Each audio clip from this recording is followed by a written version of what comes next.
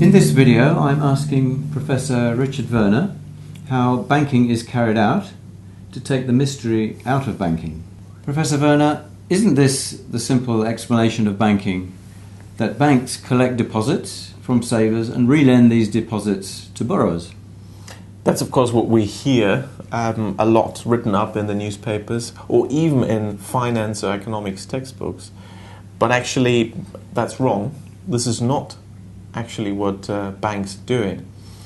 The key example shown in textbooks is where you have the bank required to have a reserve with the central bank. And so if there's a new deposit with a bank, say £100, and if the reserve requirement, for sake of argument, is around 1%, which is sort of realistic, in many countries it's around 1%, then the textbook will say, okay, it receives 100, it takes £1, gives it to the central bank as reserve, and now lends out £99. Well, actually, this is not what the bank's going to do. In reality, the bank will take the entire 100 deposit, give them to the central bank and say, that's my 1% reserve. 1% out of 10,000.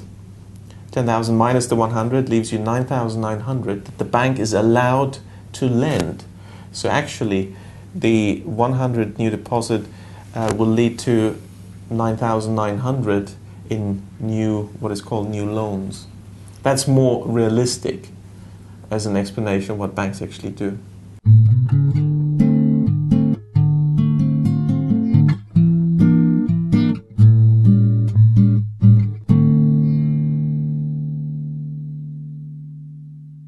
So, right, they've created £9,900 somehow. That seems rather too easy to be true, even dubious. I couldn't do that. How does this happen?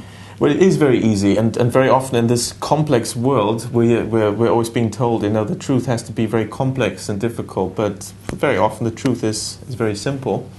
It's a legal construct. The bank is allowed to do this, and this means actually that the bank is creating the 9,900 out of nothing. This is money creation, and this adds to the money supply. So the way this works is, if you wonder, how can this physically, practically be done? Perhaps in theory this might be a description, but can this work in reality? Well, let's say you want to borrow the money, 9,900. We draw up a loan contract. All right, all the details will be in here. The interest, repayment schedule, how quickly the bank can seize your assets and bankrupt you, all these things will be in there. Now, once you've signed, and the bank has signed, the bank is then allowed to show this asset. A loan is an asset for the bank. So this 9,900 on its balance sheet on the asset side.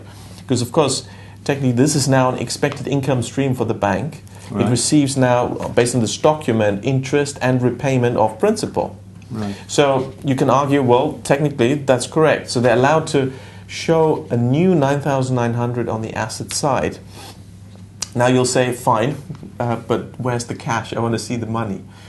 And the bank will say, we've just opened an account for you with us.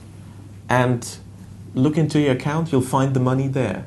It may even say we'll transfer the money. That would be technically incorrect because the bank is actually not going to transfer the money. The accounting department will simply write into your account that is newly opened, opening balance, say if it's newly opened, 9,900. Where did the money come from? It wasn't transferred away from anywhere.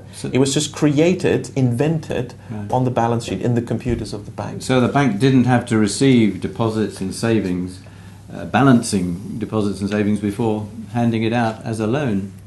Precisely.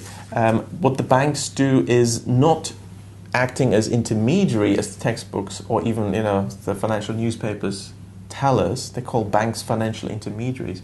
But they're something different. They're not just an intermediary receiving some money, lending it out, keeping some as reserve. No.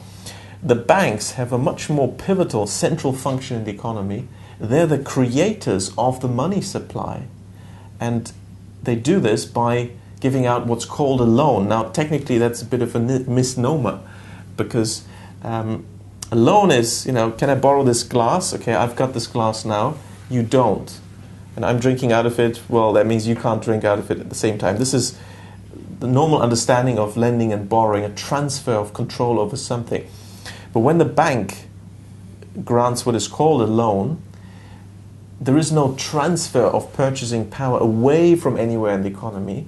It's just newly created, and that's the big difference. So the banks are the creators of the money supply, and therefore this should really be called not bank lending, but credit creation.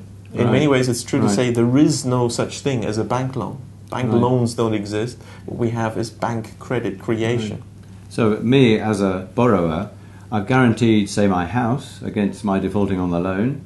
So my real, useful, tangible asset might be handed over to the bank, which actually created the original credit out of nothing. That's right. A summary of it. Right. That's right. So most people are not aware of that, and it seems quite shocking at the first time you hear about this. But that's what the banking system does. Thanks. On our other videos, Professor Werner will show certain banking reforms which could be of great benefit to society.